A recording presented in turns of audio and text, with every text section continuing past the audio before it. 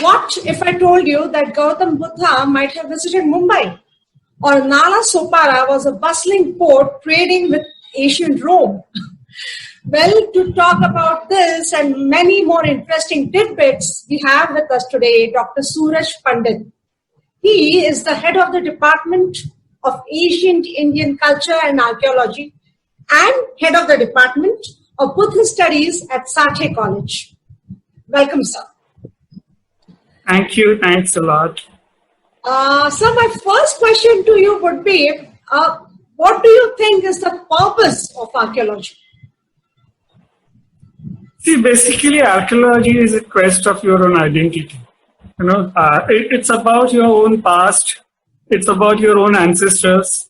It's about your own cultural evolution. So you are trying to explore yourself as a third person.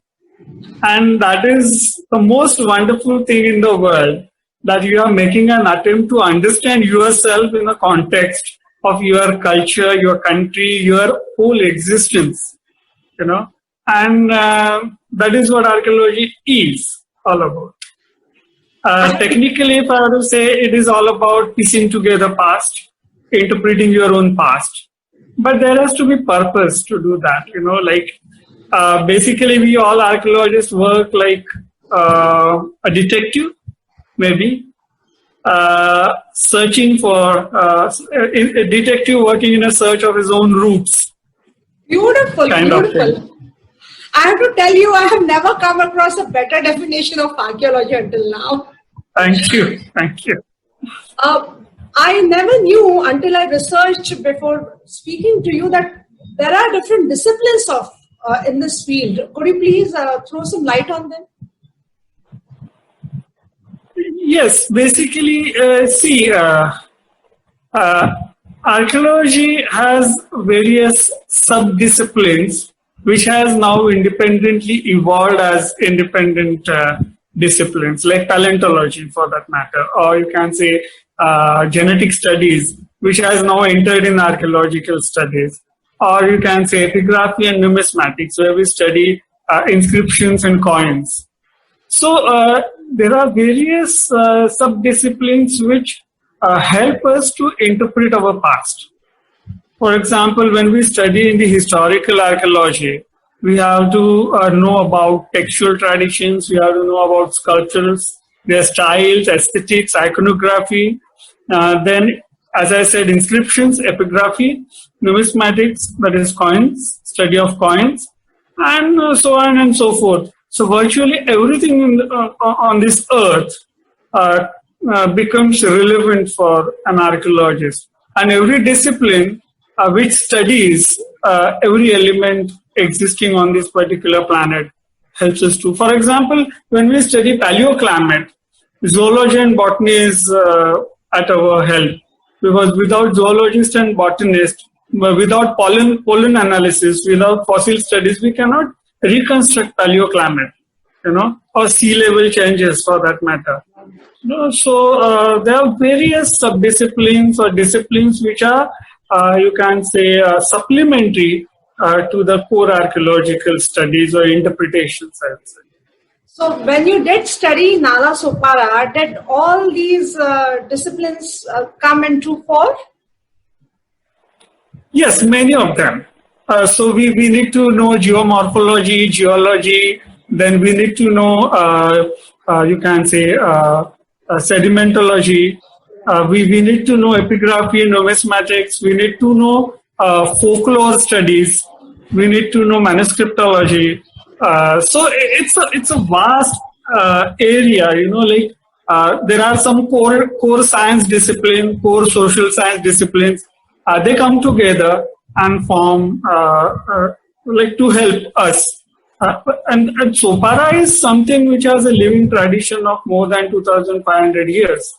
So to interpret that living tradition and its context, we need to have some assistance from these sciences, social sciences as well as pure sciences. For example, when I talk about ancient port site at Sopara, I need to know the sedimentology and I need to know sea level changes. How sea levels have changed Otherwise, it would not be possible for any archaeologist to identify the port site, because now the site is not on the seashore. It's much inner, like inside. It's in the core area, land area. So such things matter a lot. You have also had an extensive study on Buddhism. In fact, you are the head of the department. So could you throw light on a very different perspective, I know, in and around Mumbai, per se? See, Buddhist studies is basically my passion, because I did my did my PhD on Canary Caves. So as a part of my academic research in archaeology, I had to study Buddhism, and then I got fascinated with the not only the teachings of Buddha, but the way entire philosophy has evolved into religion, and the way the type of material culture which they have produced. Okay, for example, when we talk about Sopara, there is a Buddhist stupa. There are remains of a Buddhist stupa at Sopara, and then there are various legends and myths woven around it. One of that is obviously the Buddha's visit to Sopara. So there was a great bodhisattva, human bodhisattva called Bodhisattva Purna, who was a resident of Sopara, and he was basically I'll say a trader who became monk later, and on his insistence, Buddha had visited Sopara. Now, when we understand this story, obviously this cannot be the historical truth that we know, because Buddha never crossed the region of Ganga and Yamuna in his lifetime, and neither Buddhism. But to provide the sanctity to this particular pilgrim center, it got associated with bodhisattvas and Buddha himself through various legends and myths like this. And again, let me tell you, this has not happened only only at Sopara. There are many such places, but even at Sopara, like Buddhists, Hindus and Jains have also their own stories. So there are Tirthankars who have visited Sopara in Jain mythology, or we know the famous story of Parshuram, whose visit to Sopara is well narrated in the Mahatmya in I think in Sahyadri Khanda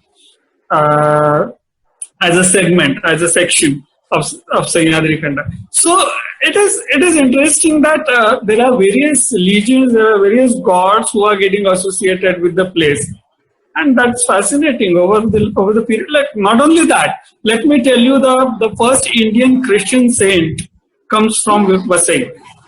Okay, so not only Buddhist, Hindu, and Jain, even Christians, they have their own stake in exploring Sopara as a pilgrim center. This is something unique, and so that makes Sopara special. None of us know about all of this, and Nala Sopara is just another railway station now. It has such rich so that's what I usually say, that there is a saying called Ati Parichayat Avadnya. So we know Sopara so well that we don't know anything about it, probably. Just because this is a city and you are also an urban archaeologist, so what is urban archaeology all about? Connected to city? Urban archaeology is a very recently developing branch of archaeology. What we were doing, like there was a project. I think it was the first of its kind. You're frozen now. I'm sorry. Yeah, now you're back. Now you're back. You're frozen for some time. So, you're not heard, sir. Not heard.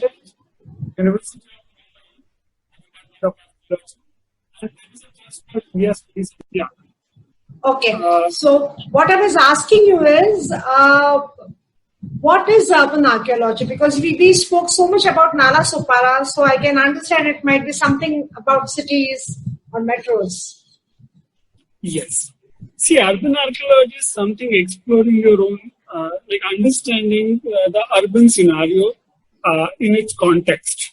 Because when we look at Mumbai or Mumbai metropolitan region, it has not come into existence suddenly. It has the urban history of 2,300 years. You know, Mumbai metropolitan region has an urban history of 2,300 years. So, how actually has that happened? We need to understand. So when we study Mumbai as a city, like it is always an understanding. Rather, till recent past, it was understood as a city which was established by Portuguese or Britishers. You know, but when I was doing my studies at Canary, I realized that there are more than 150 caves in the city. There are more than a dozen and a half forts within the city, and it's a very high density for any city to have such type of archaeological data. You know, so if the city was established by Portuguese, the foundation of the city was laid down by Portuguese and Britishers, then how come these monastic settlements, which are Buddhist and Hindu in nature, how like laid down somewhere in first century BC or sixth century AD, how they came into existence? So we started exploring this city, and then we launched the first project in India on urban archaeology. So basically, what we did in that project is we virtually surveyed each and every lane of Mumbai suburb and we have documented each and every antiquity, stray antiquity, maybe a fragment of a pillar or a sculpture or anything like that. Everything has been documented. And then the huge data came to us because that was well documented and mapped. So a single piece of data was of no use. But this entire collection in a quantity, it reveals so much.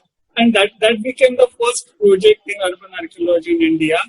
That was done by Satya College, the archaeology department of the University of Mumbai, and there is a trust called India Study Center Trust.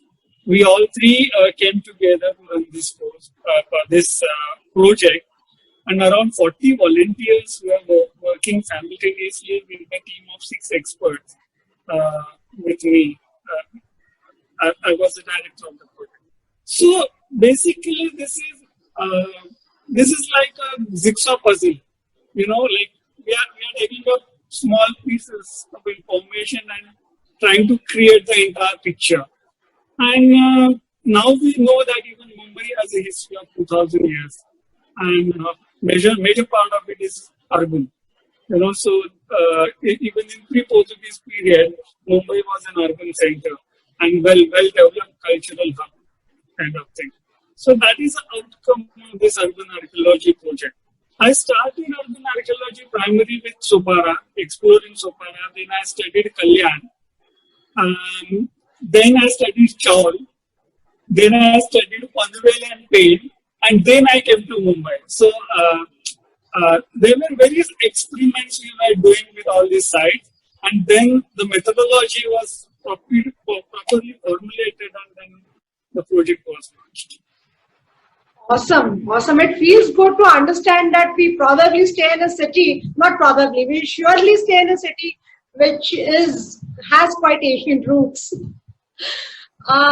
So what advice would you give to young people who want to take up this field as a career? See, one should be very passionate and very creative. And that is true for any field. You know, if you choose any field, primarily you should be passionate about field, and then you need to be creative. See, if students come to me and ask me that, what is the future of archaeologists? I said there is no future if you do not create for yourself. And that is true for every discipline.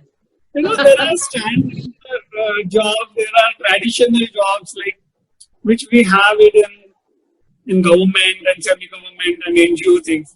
But ultimately, you should be able to satisfy your quest. And that is what career is all about. We can earn money, fine, that is fine, that we have to do and we do it. But ultimately, everything comes down to your passion and your creativity. Like if you are creative, then you can cross every limit with your passion. You know? So that is the only advice I will give, that people should be passionate and creative. Then only they can succeed in any field, and obviously in archaeology. I think understanding where you come from is very important to know where you want to go in future. And that is where archaeologists like you come in place.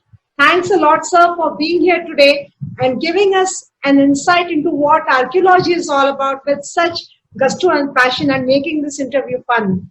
Thank you. Thank you. Thank you.